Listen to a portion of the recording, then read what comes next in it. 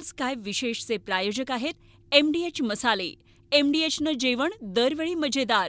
आरोग्य न्यूट्रिशन मिळे, बॉडी किती स्ट्रॉंग बने, कमी खाऊन पोट भरे, डायजेशनला नाही धोका. MDH सोयाटीन अस्सल प्रोटीन. MDH. पुण्याच्या मोशीत कचऱ्याचा डोंगर कोसळून एकाचा मृत्यू, 14 जणांना सुखरूप बाहेर काढण्यात यश, तर 8 जण अजूनही ढिगाऱ्याखाली अडकल्याची भीती. प्रशासनाकडून युद्धपातळीवर बचाव कार्य सुरू. पुण्याच्या मनपाच्या शौचालयात वारकऱ्यांची लूट, शौचालयासाठी प्रत्येकी 20 रुपयांची मागणी, मोफत शौचालयातही पैसे मागितल्याचा आरोप. आश्रमशाळेत शिकणाऱ्या अल्पवयीन 9वीच्या मुलीने दिला बाळाला जन्म. सप्तशृंगी गडाच्या पायथ्याशी असलेल्या एका आश्रमशाळेत घडलेल्या एका घटनेनं संपूर्ण महाराष्ट्र हादरला. कनेक्टिंग लिंकची IIT कडून पाहणी, उपाययोजनांबाबत 2 दिवसात अहवाल देणार. धोकादायक भाग सुरक्षित करण्यात येणार. विलास घुले हत्या प्रकरणात न्यायाच्या मागणीसाठी आज मोर्चा. 25 ते 30 हजार लोक मोर्चात सहभागी होणार. सर्वपक्षीय नेतेही मोर्चात सहभागी होणार. संतोष देशमुख हत्या प्रकरणात आज बीडच्या विशेष मकोका कोर्टात सुनावणी. जयराम साठेच्या जामिनावर सुनावणी होण्याची शक्यता. धोकादायक झाडांबाबत मुंबई महापालिका उदासीनच. वृक्ष प्राधिकरण समितीवर तज्ज्ञांची नियुक्ती नाहीच. निवडणुका होऊन 6 महिने उलटूनही नियुक्त्या नाही. रत्नागिरीच्या रघुवीर घाटात पावसामुळे दरड कोसळली. घाटमार्ग वाहतुकीसाठी पूर्णपणे बंद. वाहन चालकांना पर्यायी मार्ग वापरण्याचं आवाहन. नाशिकच्या वणीगडावरच्या सप्तशृंगी देवीचं मंदिर भाविकांसाठी पुन्हा खुलं. अतिवृष्टी आणि दरड कोसळण्याच्या धोक्यामुळे 2 दिवस बंद होतं मंदिर.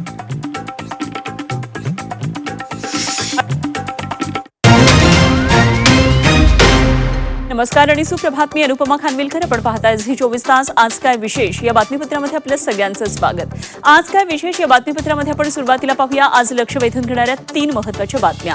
आणि यामध्ये पहिली मोठी बातमी ती म्हणजे पावसाळी अधिवेशनासंदर्भातली. विधिमंडळाच्या पावसाळी अधिवेशनाचं आज सूप वाजणार आहे. KDMCतल्या डॉक्टर मारहाणीसह विविध मुद्द्यांवरून शेवटचा दिवस आज तापण्याची शक्यता आहे. आज अंतिम आठवडा प्रस्तावावर मुख्यमंत्री देवेंद्र फडणवीस आणि उपमुख्यमंत्री एकनाथ शिंदे उत्तर देणार आहेत. त्यामुळे आज सभागृहातलं कामकाज आपल्याला पाहायचंय. दुसरी मोठी बातमी ती म्हणजे मारकुट्या रमेश म्हात्रे संदर्भातली. मारकुट्या रमेश म्हात्रेला रुग्णालयामध्ये सध्या VIP ट्रीटमेंट सुरू आहे, त्याचा आरोप होतोय. तब्येत बिघडली आहे, त्यामुळे म्हात्रे अजून रुग्णालयामध्ये आहे. दरम्यान त्याला प्रत्यक्ष आता न्यायालयामध्ये उपस्थित राहण्याचे आदेश कल्याण सत्र न्यायालयाकडून देण्यात आले. त्यामुळे या संदर्भातले काय नेमके तपशील आहेत आपण या बातमीपत्रामध्ये जाणून घेऊया. तिसरी लक्षवेधी मोठी बातमी ती म्हणजे मोशी दुर्घटनेची. पिंपरी चिंचवडच्या मोशीमध्ये कचऱ्याचा डोंगर कोसळून यामध्ये एक इमारत खचली. या इमारतीवर हा कचऱ्याचा डोंगर कोसळला. यामध्ये एकाचा मृत्यू झाला, तर 14 जणांना यामधून सुखरूप बाहेर काढण्यात यश आलंय. मात्र अजूनही 8 जण ढिगाऱ्याखाली, कचऱ्याच्या ढिगाऱ्याखाली अडकून आहेत अशी भीती होतीये. आणि प्रशासनाकडून युद्धपातळीवर बचावकार्य या ठिकाणी सुरू आहे. त्यामुळे या संदर्भातले काय नेमके या क्षणाचे तपशील आहेत आपण या बातमीपत्रामध्ये जाणून घेणार आहोत.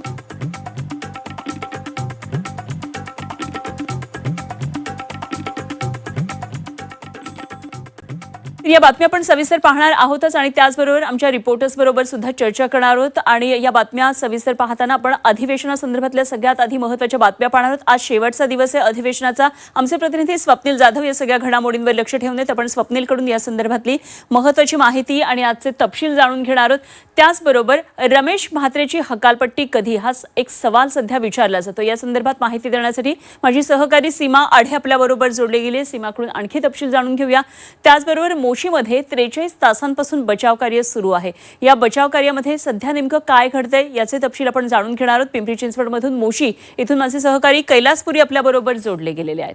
तर कळवणमध्ये 9वीत शिकणाऱ्या मुलीनं बाळाला जन्म दिला. आश्रमशाळेमध्ये ही मुलगी शिकत होती आणि या संदर्भात अनेक प्रश्न आता उपस्थित होतात. आणि याच बाबतीत आणखी सविस्तर तपशील देण्यासाठी माझा सहकारी सागर गायकवाड सध्या नाशिकमधून आपल्याबरोबर जोडला गेलेला आहे. आणि आता बातम्या पाहूया सविस्तर. महत्त्वाच्या बातमीने करूया या बातमीपत्राची सुरुवात. बातमी पुण्यातली. कचऱ्याचा डोंगर कोसळून मोशीमध्ये एकाचा मृत्यू झाला. 14 जणांना सुखरूप बाहेर काढण्यात यश आलेलं असलं तरी 8 जण अजूनही ढिगाऱ्याखाली अडकलेली असल्याची माहिती प्रशासनाकडून मिळतेय.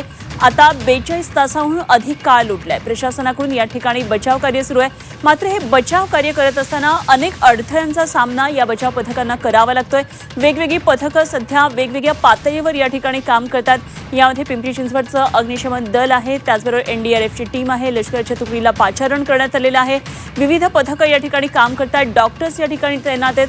मात्र पुण्यातला मोशी कचऱ्याचा हा डोंगर प्रशासकीय इमारतीवर कोसळला, त्यावरून अनेक प्रश्न सुद्धा आता उपस्थित होतात। या दुर्घटनेमध्ये आतापर्यंत केवळ एकाचा मृतदेह हाती लागलेला, अजूनही गेल्या 42 तासांपासून 8 जण या ढिगाऱ्याखाली अडकून आहेत। कचऱ्याचा मोठा कित्येक तरी टनांचा हा ढीग होता, या इमारतीवर कोसळला आणि ही इमारत याखाली दबली गेलेली आहे। 14 जण या दुर्घटनेतून सुखरूप बाहेर आले, मात्र 8 जण अजूनही ढिगाऱ्याखाली अडकलेले आहेत। युद्ध पातळीवर हे सगळं बचाव कार्य सुरू आहे। एकूण 23 जण या इमारतीमध्ये अडकलेले होते, 14 जण सुखरूप बाहेर आलेत, एकाचा मृतदेह बाहेर काढण्यात आलेला आहे, तर इमारतीमध्ये अजूनही 8 जण असण्याचा हा अंदाज आहे। जाणून घेऊया आपण आमचे प्रतिनिधी कैलासपुरी यांच्याकडून या संदर्भातली काय नेमकी ताजी माहिती आहे बचाव कार्यासंदर्भातली। कैलास, खरं तर खूप मोठी दुर्घटना होती, बचाव कार्य अजूनही सुरू आहे, आता जवळपास 43 तासाहून अधिक वेळ झालेला आहे, काय नेमके तपशील? 42 तासहून अधिक वेळ झालेला आहे, हे बचाव कार्य जे आहे ते सुरू आहे। 8 जण अजूनही इमारतीमध्ये अडकलेले आहेत, त्यांना बाहेर काढण्याचा प्रयत्न जो आहे तो रेस्क्यू टीमकडून होत आहे। इमारतीमध्ये जे अडकलेले आहेत त्यांना बाहेर काढण्याचा प्रयत्न केल्यानंतर इमारतीचा भाग जो आहे तो कोसळेल या भीतीनं रेस्क्यू टीमने आता ज्या भिंती आहेत त्या बाहेरच्या बाजूने पाडण्याचा निर्णय घेतलेला आहे आणि त्यासाठी बाहेरच्या बाजूचा जो कचरा आहे तो काढणं गरजेचं आहे आणि त्यामुळे युद्ध पातळीवर हा जो कचरा आहे ते काढण्याचं काम सुरू आहे। एकूण 23 जण होते, त्यातले 14 जण सुखरूप बाहेर पडलेले आहेत। एक मृतदेह जे आहे त्यांना बाहेर काढण्यात आलेला आहे, आणखी 8 जण जे आहेत ते आतमध्ये अडकलेले आहेत आणि त्यांना बाहेर काढण्याचा प्रयत्न जो आहे तो युद्ध पातळीवर सुरू आहे। लष्कर असेल, NDRFची टीम असेल, महापालिकेचं अग्निशमन दल असेल, इतर सर्व यंत्रणा ज्या आहेत ते या रेस्क्यू टीममध्ये आहेत आणि त्यांचं काम जे आहे ते 42 तासाहून अधिक वेळ झालं सुरू आहे। शर्थीचे प्रयत्न केले जात आहेत। दरम्यान बराच वेळ झाला असल्यामुळे नातेवाईकांच्या भावनांचा बांध जो आहे तो फुटत आहे। दुसरीकडे NDRFच्या टीममध्ये आज कोणी जिवंत आहे का याबाबत सर्व आधुनिक यंत्रणांचा वापर करत चाचपणी केलेली आहे, मात्र आत कोणतीही हालचाल जी आहे ती NDRFच्या टीमला जी आहे ती जाणवलेली नाही आहे। मात्र जे 8 जण अडकलेले आहेत त्यांना बाहेर काढण्याचा शर्थीचा प्रयत्न जो आहे तो या ठिकाणी केला जात आहे। सर्वच यंत्रणा ज्या आहेत ते या 8 जण अडकलेले आहेत त्यांना बाहेर लवकरात लवकर काढावं अशी अपेक्षा बाळगून आहेत। ठीक, कैलास, धन्यवाद दिलेल्या या सगळ्या सविस्तर तपशिलांसाठी। वेळोवेळी आणखी माहिती जाणून घेत राहू। कैलासपुरी आमचे प्रतिनिधी आपल्याबरोबर होते। तर या मोशी दुर्घटनेमध्ये भावेश वाणी यांचा मृत्यू झाला। भावेश वाणी यांची काळीच पिळवटून टाकणारी कहाणी आहे। जेवणाच्या ताटावरच भावेश यांच्यावर काळानं घाला घातला, बायकोला मेसेज केला आणि दुसऱ्या क्षणाला सगळं संपलं होतं। दुपारच्या जेवणासाठी पत्नीला जेवायला बसलो आहे असा संदेश त्यांनी पाठवला आणि काही मिनिटांमध्येच त्यांना मृत्यूनं गाठलं। भावेश वाणी यांच्या कुटुंबियांना या संदर्भात कुठली कल्पना येत नव्हती, इतकी दुर्दैवी अशी सगळी घटना घडली। आई वडिलांचा एकुलता एक मुलगा, पत्नीच्या आयुष्याचा आधार आणि कुटुंबाच्या भविष्यातली स्वप्न पूर्ण करण्यासाठी धडपडणारे भावेश यांचा मोशी कचरा डेपोतल्या दुर्घटनेमध्ये मृत्यू झाला। या घटनेनं 1.5 वर्षापूर्वी थाटलेला संसार एका क्षणामध्ये उद्ध्वस्त झालाय। वाणी कुटुंबावर दुःखाचा डोंगर कोसळलाय। मोशी इथल्या महापालिकेच्या कचरा डेपोत बुधवारी घडलेल्या दुर्घटनेत भावेश वाणी यांचा मृत्यू झाला।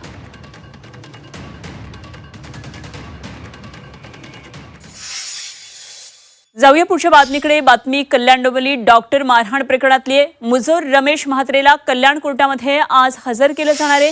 व्हीसीद्वारे सुनावणी घ्यायला कोर्टानं नकार दिलाय। म्हात्रेच्या गुंडगिरी विरोधात सर्व स्तरातून आता संताप व्यक्त होतोय। रमेश म्हात्रेची पक्षातून हकालपट्टी कधी होणार असा प्रश्न आता उपस्थित होतोय। कल्याण डोंबिवलीमध्ये डॉक्टर मारहाण प्रकरणामध्ये मुजोर नगरसेवक रमेश म्हात्रेला कोर्टामध्ये आज हजर केलं जाणार आहे। व्हीसीद्वारे सुनावणीस कोर्टानं नकार दिल्यानंतर आता म्हात्रेला आज प्रत्यक्ष कोर्टासमोर हजर केलं जाईल। काल त्याला कोर्टात हजर करण्यात येणार होतं आणि व्हीसीद्वारे उपस्थित राहण्याच्या परवानगीसाठी त्याला कोर्टामध्ये अर्ज केला होता, मात्र कोर्टानं त्याचा अर्ज फेटाळला आणि त्याला प्रत्यक्ष हजर राहण्याचे आदेश दिले. त्यामुळे आज आता त्याला कोर्टात आणण्यात येणार आहे. दुसरीकडे मुजोर नगरसेवक रमेश म्हात्रेचा मारहाणीच्या कृत्याविरोधात सर्व स्तरातून संताप व्यक्त होतोय. अशा या मुजोर नगरसेवकाची पक्षातून हकालपट्टी कधी करणार असा संतप्त सवाल विचारला जातोय. जो लोकप्रतिनिधी जनतेच्या सेवेसाठी असतो आणि तोच जनतेवर अशा प्रकारे हात उचलत असेल तर यापेक्षा दुर्दैव काय असू शकतं.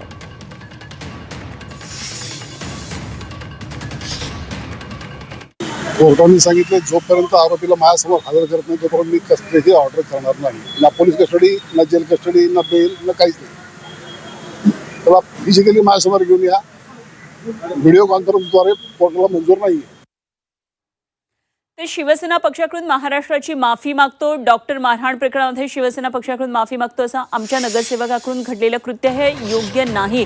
शिवसेना प्रवक्ते राजू वाघमार यांनी ही प्रतिक्रिया दिली आहे. झी 24 तासच्या चर्चेमध्ये शिवसेना प्रवक्त्यांनी अशा प्रकारे माफी मागितली आहे. तुम्ही म्हणताय ना, शिवसेनेचा मुख्य प्रवक्ता या नात्याने पक्ष म्हणून आम्ही महाराष्ट्राची मी स्वतः माफी मागतो मुख्य प्रवक्ता म्हणून की पक्षाकडून आम्ही पूर्ण महाराष्ट्राची माफी मागतो की आमच्या एका नगरसेवकाकडून हे जे कृत्य घडलं त्या कृत्य योग्य नाही आणि त्या कृत्याचं समर्थन पण आम्ही करत नाही.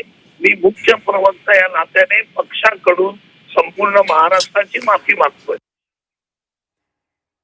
आणि या संदर्भात आणखी सविस्तर चर्चेसाठी जाऊया. आमच्या प्रतिनिधी सीमा आढे सध्या आपल्याबरोबर जोडल्या गेल्या. सीमा, शिवसेना मुख्य प्रवक्त्यांनी आता जरी माफी मागितलेली असते, आपला जो कार्यक्रम झाला त्यामध्ये त्यांनी माफी मागितलेली असेल संपूर्ण महाराष्ट्राची, तरीच देखील या मुजोर नगरसेवकावर कारवाई कधी होणार अशा प्रकारे संतप्त सवाल विचारला जातो आहे. काय नेमक्या आज या संदर्भात घडामोडी घडण्याच्या शक्यता आहेत?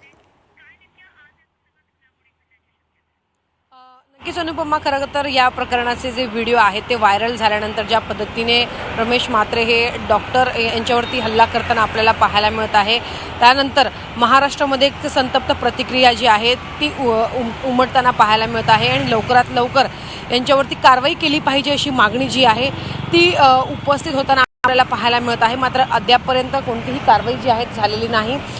कोर्टाने त्यांना हजर राहण्याचे आदेश दिलेले होते, मात्र कारवाईचं प्रकृतीचं कारण देत आपण कोर्टामध्ये हजर राहू शकत नाही. ऑनलाईन हजर राहण्याची त्यांनी परवानगी मागितलेली होती, मात्र कोर्टाने त्यांची ती मागणी जी आहे ती फेटाळलेली होती. आज सत्र न्यायालयामध्ये रमेश म्हात्रे यांना हजर राहू शकतात अशी शक्यता आहे. ते रमेश म्हात्रे यांचे मेडिकल टेस्टनंतर ते फिट आहेत की अनफिट आहेत हे सर्टिफिकेट मिळाल्यानंतर सत्र न्यायालयात त्यांना हजर केलं जाईल आणि त्यानंतर कशा पद्धतीने त्यांच्यावरती कारवाईची प्रोसिजर सुरू होते हे पाहणं महत्त्वाचं असणार आहे. मात्र जरी कारवाई केली तरी असे प्रकार थांबणार आहेत का, हाही सवाल जो आहे तो उपस्थित केला जातोय. काँग्रेसचे जे नगरसेवक आहेत, महिला नगरसेवक आहेत, त्यांनी तर मागणी केलेली आहे की निलंबन केलं पाहिजे. अशा प्रकारे अशा नगरसेवकांसोबत आम्ही सभागृहात बसू शकत नाही, त्यामुळे महिलांना सुरक्षा पुरवा अशी ते मागणी करत असताना दुसरीकडे कायदेशीर कारवाई नक्की यांच्यावरती काय होते हे पाहणं महत्त्वाचं असणार आहे. तर प्रकृती खराब असल्याचं वारंवार सांगत आता आयसीयू मध्ये ट्रीटमेंट घेतोय सध्या हा म्हात्रे. खरं तर ज्यावेळी त्यानं हात उचललेला होता डॉक्टरांवर त्यावेळी त्याची प्रकृती बरी होती, मात्र लगेच जेव्हा अटकेची कारवाई झाली त्यानंतर त्यांनी हॉस्पिटल गाठलेलं आहे आणि त्यामुळे त्याच्यावर कारवाई कधी होतीये याकडे सगळ्यांचं लक्ष लागलेलं आहे. सीमा, जरूर या सगळ्या घडामोडींवर लक्ष ठेवून राहा. वेळोवेळी चर्चा करूया. सीमा आढे आमच्या प्रतिनिधी आपल्याबरोबर होत्या. जाऊया पुढच्या बातमीकडे. इकडे विधिमंडळाच्या पावसाळी अधिवेशनाचा आजचा शेवटचा दिवस आहे. आज अंतिम आठवड्यावर मुख्यमंत्री देवेंद्र फडणवीस विधानसभेत तर उपमुख्यमंत्री एकनाथ शिंदे हे विधान परिषदेमध्ये उत्तर देणार आहेत. त्यानंतर विरोधक पत्रकार परिषद घेऊन सरकारचा समाचार घेतील, तर सरकारकडून सुद्धा एक पत्रकार परिषद होईल आणि यामध्ये विरोधकांच्या आरोपांची उत्तरं देण्यात येतील. त्यामुळे आजचा दिवस हा राजकीय घडामोडींचा ठरणार आहे. अंतिम आठवड्यावर मुख्यमंत्री विधानसभेमध्ये आज काय बोलतात, एकनाथ शिंदे विधान परिषदेत काय बोलतात याकडे सगळ्यांचं लक्ष आहे. स्वप्नील जाधव माझे सहकारी सध्या आपल्याबरोबर जोडला गेला. आणखी सविस्तर तपशील त्याच्याकडून जाणून घेऊया. स्वप्नील, आज महत्त्वाच्या घडामोडी होणार आहेत. सभागृहाच्या कामकाजाचा आजचा शेवटचा दिवस असणार आहे पावसाळी अधिवेशनातला. त्यामुळे निश्चितच आज काय नेमक्या राजकीय घडामोडी घडतात हे आपल्याला पाहायचंय. काय काय नेमक्या आज दिवसभरातल्या सगळ्या घडामोडी आहेत? नक्कीच आज महत्त्वाच्या घडामोडी घडण्याचा दिवस खरं तर आहे. अखेरचा दिवस हा अधिवेशनाचा राहणार आहे. महाराष्ट्र विधिमंडळ अधिवेशन हे खरं तर 3 आठवड्यांचं होतं. आज शेवटचा दिवस आहे. अंतिम आठवडा प्रस्तावावरती कालपासून चर्चा सुरू झालेली आहे. अनेक आमदारांनी आपली मतं मांडलेली आहेत. राज्यातील स्त्रीवरती होणारे अत्याचार असतील, एकूण स्त्री सुरक्षा असेल, गुन्हेगारी असेल, खंडणी असेल आणि इतर जे काही लोकप्रतिनिधींकडून होणारे मारहाण प्रकरणं आहेत त्यावरती सुद्धा काल आवाज उठवण्यात आलेला आहे. मुंबईमध्ये झालेली पावसाची दाणादाण, एकूणच मुंबईमध्ये जी मुंबईची तुंबई घडली यावरती सुद्धा काल पुन्हा एकदा भाष्य करताना आपल्याला काही विरोधी आमदार पाहायला मिळाले. यावरती आज खरं तर मुख्यमंत्री आणि उपमुख्यमंत्री यांचं उत्तर असणार आहे. नगरविकास विभागाकडून काय नक्की ज्या प्रक्रिया आहेत त्या केल्या जातात हे पाहणं महत्त्वाचं आहे. अनेक आश्वासनं ही अधिवेशनादरम्यान दिले गेलेले आहेत. यावरती आज मुख्यमंत्री देवेंद्र फडणवीस पुन्हा एकदा अंतिम आठवडा प्रस्तावावरती जी चर्चा होणार आहे यानंतर उत्तर होणार, त्यामध्ये नक्की काय काय आश्वासनं देतात हे पाहणं महत्त्वाचं आहे. खरं तर गेल्या काही दिवसांपासून मुंबई असेल, महाराष्ट्रामध्ये असेल, अत्याचाराच्या घटनांमध्ये वाढ झालेली आहे, गुन्ह्यांच्या घटनांमध्ये वाढ झालेली आहे.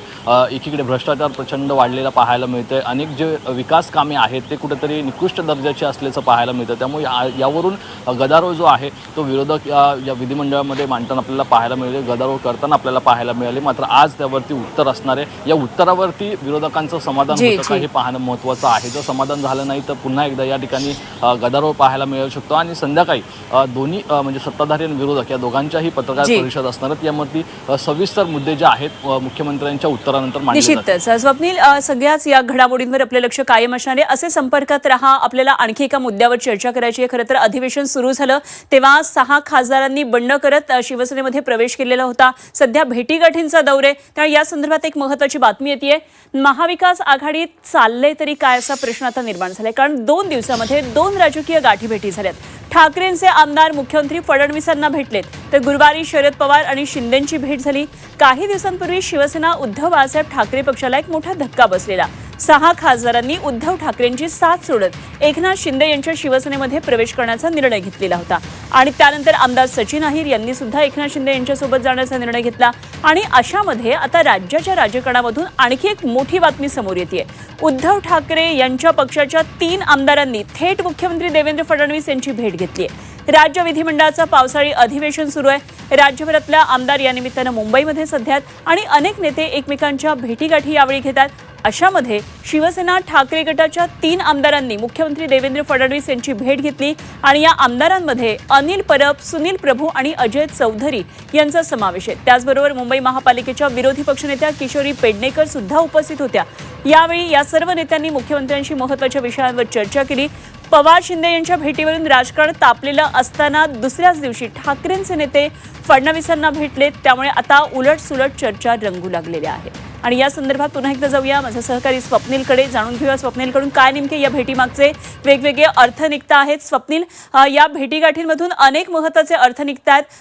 उद्धव ठाकरेंचे जे नेते आहेत आमदार आणि विशेषतः किशोरी पेडणेकर महापालिकेच्या विरोधी पक्षनेत्या त्या सुद्धा फडणवीसांना जाऊन भेटल्यात. काय नेमकं कारण होतं, काय असे विषय आहेत आणि या भेटीगाठींनी खरं तर एक वेगळी चर्चा राजकीय वर्तुळात आता सुरू झाली आहे.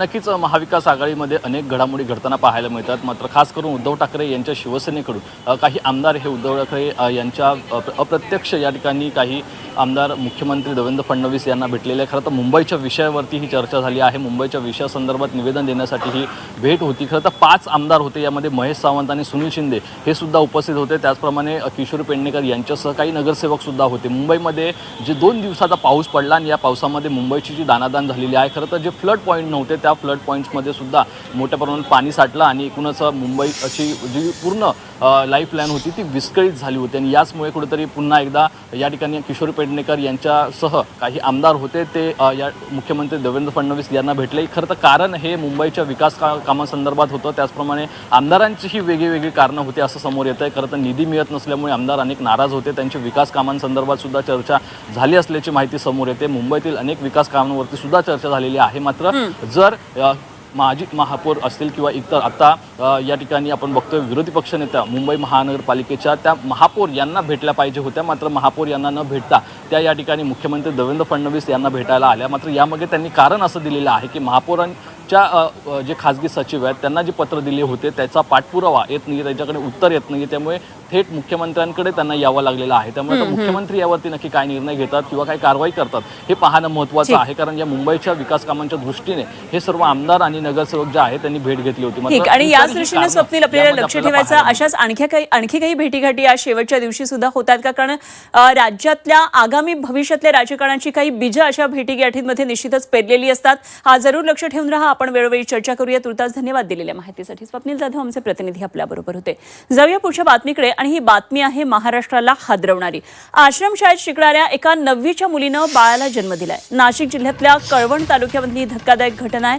सप्तशृंगी गडाच्या पायथ्याशी असलेल्या एका आदिवासी आश्रमशाळेमध्ये हा प्रकार घडलाय, आणि या प्रकारानं आदिवासी विकास विभागाच्या आता देखरेख व्यवस्थेवर गंभीर प्रश्न उपस्थित होत आहेत. या घटनेनंतर परिसरामध्ये खळबळ उडाली आहे. पोलिसांमध्ये गुन्हा दाखल करण्यात आलाय, आणि संबंधित विद्यार्थिनीशी संबंध ठेवणारा आरोपी देखील अल्पवयीन आहे, तो तिचाच नातेवाईक आहे अशी सुद्धा माहिती कळते. त्यामुळे आता त्याचीही रवानगी बाल सुधार गृहामध्ये करण्यात आली आहे. आदिवासी विद्यार्थ्यांच्या शिक्षण, आरोग्य आणि सुरक्षिततेसाठी शासनाकडून मोठ्या प्रमाणात निधी उपलब्ध करून दिला जातो. या विद्यार्थिनींच्या आरोग्य तपासणीसाठी आश्रमशाळांमध्ये विविध सुविधा उपलब्ध करून दिल्या जातात असा दावा तर केला जातो. मात्र या आश्रमशाळेतल्या घटनेमुळे आता या यंत्रणेच्या प्रभावी अंमलबजावणीबाबत अनेक प्रश्न उपस्थित होत आहेत. पोलीस स्टेशनमध्ये गुन्हा नोंदविण्यात आलेला आहे, आणि संबंधित जे आहेत त्यांच्यावर पोस्को खाली कारवाई करून त्यांना बाल सुधार गृहात पाठविण्यात आल्याबाबतची माहिती आम्हाला मिळालेली आहे. आणि या संदर्भात आणखी सविस्तर तपशील जाणून घेऊया. माझे सहकारी सागर गायकवाड आपल्याबरोबर थेट नाशिकमधून जोडले गेलेत. सागर, अत्यंत धक्कादायक खरं तर ही घटना आहे. 9वीची मुलगी आहे, केवळ 16 वर्ष सुद्धा खरं तर पूर्ण नाही झाली असं म्हणावं लागेल. 15 वर्ष वय असतं 9वीत असताना. अत्यंत धक्कादायक घटना, एका बाळाला जन्म दिलाय. काय आता या संदर्भात पुढे आणखी खबरदारी घेतली जाते? आदिवासी विभागावर या निमित्तानं आता प्रश्न उपस्थित होत आहेत. नक्कीच खरं तर ही धक्कादायक घटना म्हणावी लागेल, कारण कळवण तालुक्यामधील ही आश्रमशाळा आहे, आणि या आश्रमशाळेमध्ये शिकणारी 9वीची मुलगी ही गर्भवती झाली, आणि नाशिकच्या या पाठीमागे बघितलं तर ह्याच रुग्णालयामध्ये तिची डिलिव्हरी पार पडली. तिने एका बाळाला देखील जन्म दिलेला आहे. खरं तर ही घटना बघितली तर विशेष बाब म्हणजे या सगळ्यांमध्ये आश्रमशाळेवरच्या कामकाजावरती त्या आदिवासी विकास भवनाच्या कामकाजाबाबत आता प्रश्नचिन्ह उपस्थित व्हायला लागलेत. कारण आदिवासी विकास भवन म्हटलं की तिथे आश्रमशाळा असते, आणि आश्रमशाळेमध्ये ज्या मुली शिकतात जिथेच त्यांची शाळा असते आणि तिथंच त्यांचे वसतिगृह असतं. त्या शाळेमध्ये ज्यावेळेस मुली शिकत असतात, त्या ठिकाणीच राहत असतात, त्यावेळी महिन्याला आरोग्य तपासणी केली जाते, आणि ही आरोग्य तपासणी करण्यासाठी शासनाकडून भरघोस निधी दिला जातो. आणि ही जी मुलगी आहे ही 9वीत शिकत असताना गर्भवती होते, आणि गर्भवती झाल्यानंतर शाळेला ह्याबाबत कशी माहिती मिळत नाही, या वसतिगृहात असलेल्या मुख्याध्यापक असेल, त्याबरोबर अधीक्षक असेल, यांना कसं माहिती पडत नाही, हा देखील मोठा प्रश्न उपस्थित होताना पाहायला मिळतो आहे. कारण महाराष्ट्रामध्ये अनेक आश्रमशाळा आहेत ज्या ठिकाणी मुली शिकतात, आणि त्या ठिकाणाची आरोग्याची तपासणी जी आहे ती आरोग्य विभागाकडून, आदिवासी विकास भवनाकडून केली जाते. मात्र ती आता केली जाते का नाही, हा देखील मोठा प्रश्न उपस्थित होताना पाहायला मिळतो आहे. यामुळे आता जर बघितलं तर ही माहिती जी आहे, ही बातमी जी आहे, जरी आता समोर येताना पाहायला मिळत असेल तरी महाराष्ट्रामध्ये अनेक आश्रमशाळा आहेत ज्या ठिकाणी अशा पद्धतीच्या घटना घडतात का, याबाबत देखील चौकशी होण्याची मागणी जी आहे ती आता होताना पाहायला मिळते. कारण ही जी घटना आहे ही धक्कादायक आहे, आणि या धक्कादायक घटनामध्ये जी मुख्याध्यापक असेल शाळेचे, त्याचबरोबर या वसतिगृहाचे जे अधीक्षक असेल, यांच्यावरती देखील कारवाई होणार असल्याचं देखरेख व्यवस्था आहे त्यावरच खरं तर हा मोठा प्रश्न आता उपस्थित झालेला आहे. त्यामुळे इतर ठिकाणच्या ज्या आश्रमशाळा आहेत त्यामध्ये सुद्धा आता अशा प्रकारे पुढे या सुविधा वाढवल्या जातील का, तिथली देखरेख नेमकी कशी होती हे बघणं खूप महत्त्वाचं ठरणार आहे. एका वेगळ्या मुद्द्याला त्यामुळे आता हात घातला गेलेला आहे. धन्यवाद सागर दिलेल्या सगळ्या सविस्तर माहितीसाठी. सागर गायकवाड आमचे प्रतिनिधी आपल्याबरोबर होते. जाऊया पुढच्या बातमीकडे. पावसाळ्यामध्ये आपत्ती व्यवस्थापनासाठी राज्य सरकार आता ॲक्शन मोडवर आलंय आणि पुणे जिल्ह्यामधल्या मोशी दुर्घटनेमध्ये इमारतीत अडकलेल्या नागरिकांच्या सुरक्षेसाठी युद्धपातळीवर बचाव कार्य सुरू आहे. आतापर्यंत 23 पैकी 14 जणांना बाहेर काढण्यात आलंय. एकाचा मृत्यू झालेला आहे आणि जखमीला सुद्धा बाहेर काढण्यात आलेलं आहे. या दुर्घटनेनंतर आपत्ती व्यवस्थापन मंत्री गिरीश महाजन यांनी घटनास्थळाला भेट देऊन सुरू असलेल्या बचाव कार्याची पाहणी केली.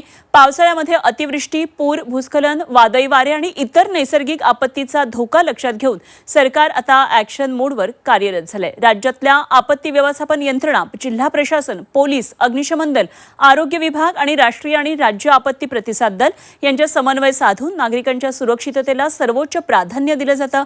गंभीर परिस्थिती, विविध यंत्रणांची प्रभावी कामगिरी यामध्ये पाहायला मिळते आणि नागरिकांचं सुरक्षित ठिकाणी स्थलांतर, मदत, बचाव कार्य, आपत्कालीन नियंत्रण कक्ष, 24 तास कार्य ठेवण्याच्या विविध उपाययोजना प्रभावीपणे राबवल्या जातात.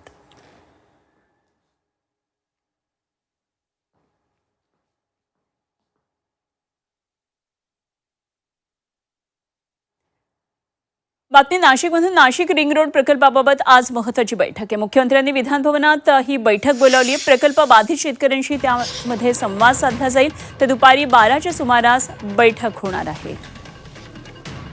तर आज ही महत्त्वाची बैठक असेल नाशिक रिंग रोड संदर्भातल्या या प्रकल्पाबाबतची आणि मुख्यमंत्र्यांनी विधानभवनामध्ये या संदर्भातली बैठक बोलावली आहे. जे प्रकल्प बाधित आहेत या प्रकल्प बाधित शेतकऱ्यांबरोबर मुख्यमंत्री संवाद साधणार असल्याचं कळतंय. त्यामुळे नाशिककरांचं याकडे लक्ष असेल. नाशिक रिंग रोड प्रकल्पामध्ये अनेकांच्या जमिनी गेलेल्या आहेत आणि या प्रकल्प बाधितांबरोबर आज मुख्यमंत्री संवाद साधतील. दुपारी 12:30च्या सुमारास ही महत्त्वाची बैठक असेल.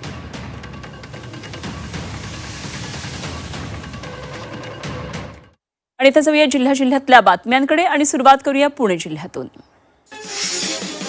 पुण्यामध्ये मनपाच्या शौचालय वारकऱ्यांची लूट सुरू आहे. शौचालयासाठी प्रत्येकी 20 रुपयांची मागणी करण्यात येते. मोफत शौचालयात पैसे मागितल्याचा आरोप करण्यात येते. परप्रांतीय कर्मचाऱ्याकडून अशा प्रकारे वारकऱ्यांची लूट सुरू आहे.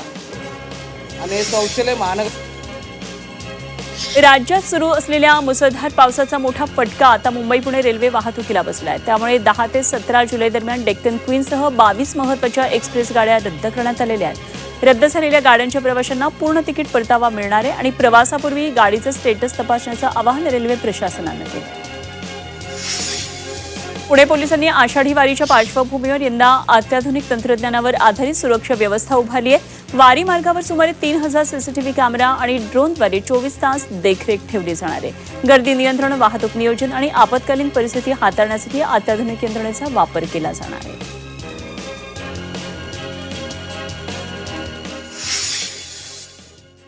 आणि पुण्यानंतर बातम्या पाहूया नाशिकमधून. नाशिकचं गंगापूर धरण आता 66% भरलंय. धरणातला पाणीसाठा वाढलाय. पाणी कपात मात्र कायम आहे. पाणी कपात कायम ठेवण्याचा महापालिकेनं हा निर्णय घेतलाय. नाशिक जिल्ह्यातल्या पावसाचा जोर आता ओसरलाय. त्यामुळे गेल्या 3 दिवसांपासून बंद असलेलं सप्तशृंगी देवीचं मंदिर भाविकांसाठी खुलं करण्यात आलंय. नाशिक जिल्ह्यातल्या 6 तालुक्यातल्या शाळा आजपासून नियमितपणे आता सुरू झालेल्या आहेत. गॅस दुरुस्तीच्या नावाखाली अफू विकणाऱ्या एका आरोपीला नाशिकमध्ये अटक केली आहे. आरोपीच्या घरातून अफूची बोंड, इतर साहित्य मिळून 8,82,000चा मुद्देमाल जप्त केलाय. आरोपी विरोधात पंचवटी पोलिसांमध्ये NDPS कायद्याअंतर्गत गुन्हा दाखल करण्यात आला आहे.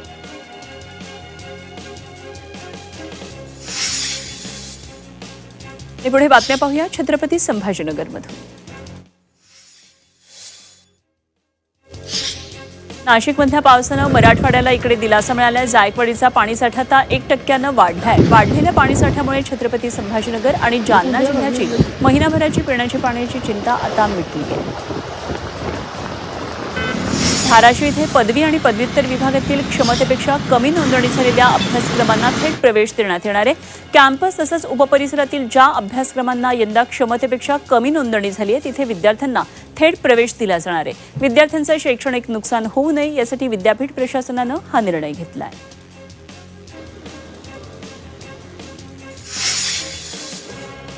आणि या बातम्यांसह आज काय विशेष या बातमीपत्रामध्ये आपण इथेच थांबतो.